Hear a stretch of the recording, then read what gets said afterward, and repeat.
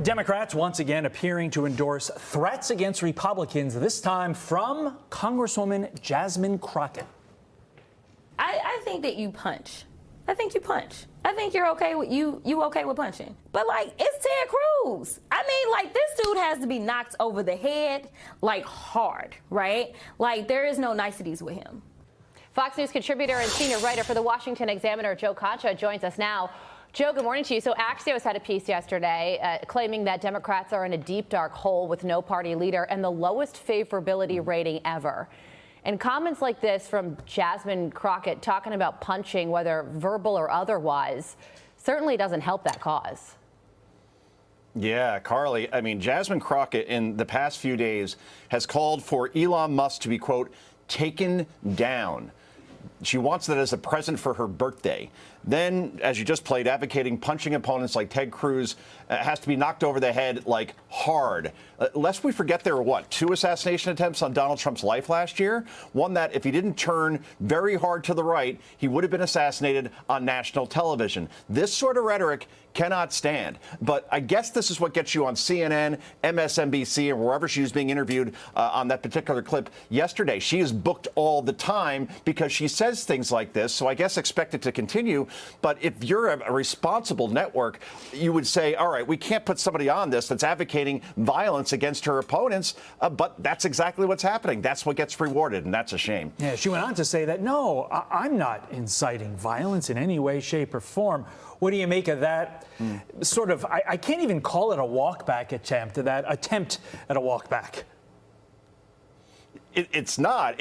Look, it's a wink, wink, nod, nod that, yeah, of course I'm not advocating. Just like when Jimmy Kimmel said last week, like, please don't go out and vandalize Teslas, and kind of like smiles and gives a wink to the camera. That's all that is. This is exactly, she knows what she's doing. And when we saw that poll come out last week, which Democrat espouses Democrat values most, they asked Democratic voters, she came in 4th behind AOC and Bernie Sanders. So she's right up there as far as being front and center. And some Democratic voters like this stuff, the extreme ones anyway. And I guess that's her game plan to continue to appeal to the crazies.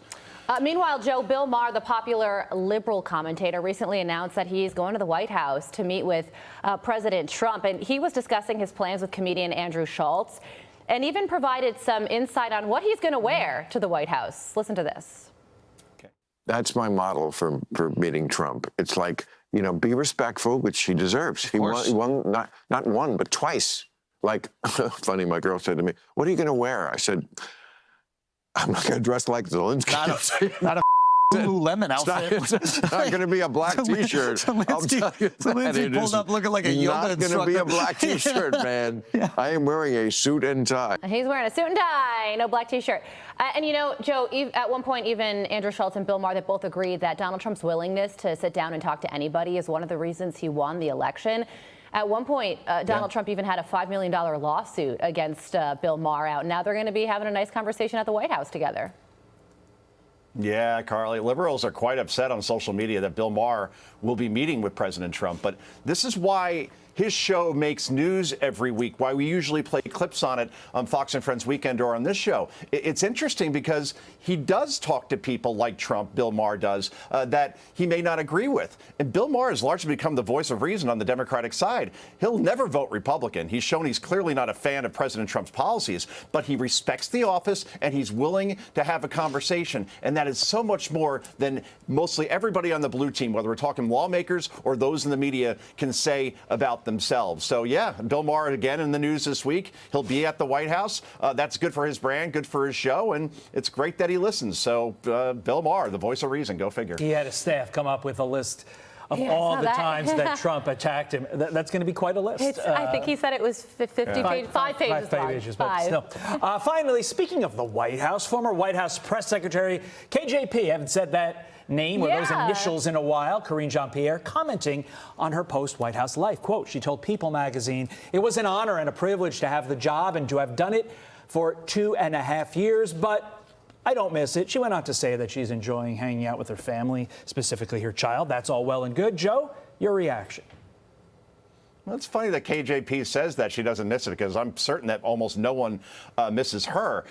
Look, except for Waters and Gutfeld, perhaps, just for the pure unintentional comedy that came out of those press briefings alone, yeah, not many people are pining for the KJP press briefing. But I will say this. She did have one of the hardest jobs you could possibly imagine, the job of defending the Biden presidency, knowingly lying to the American people by saying that his brain actually hadn't turned applesauce and that he had the stamina of an average college basketball player and the mental acuity of Stephen Hawking. So she had to go up there and say these things, probably knowing that they weren't true. But I'm surprised that The View hasn't signed her yet, Carly and Todd. I mean, what a perfect fit for that insane asylum on ABC. And most press secretaries do get signed to work in cable news, but for some strange reason, that has not happened yet with Karine Jean-Pierre. Go figure, but I guess she gets to spend time with her family. And, you know, after living in Washington, this could be a very nice time for her. Yeah, and if that changes and she does get assigned to The View and she accepts, Joe, you could say, I told you so. Joe Concha live for us. Thanks, this morning. right. Thank you so much. We appreciate it. I'm Steve Ducey. I'm Brian Kilmeade. And I'm Ainsley Earhart. And click here to subscribe to the Fox News YouTube page to catch our hottest interviews and most compelling analysis.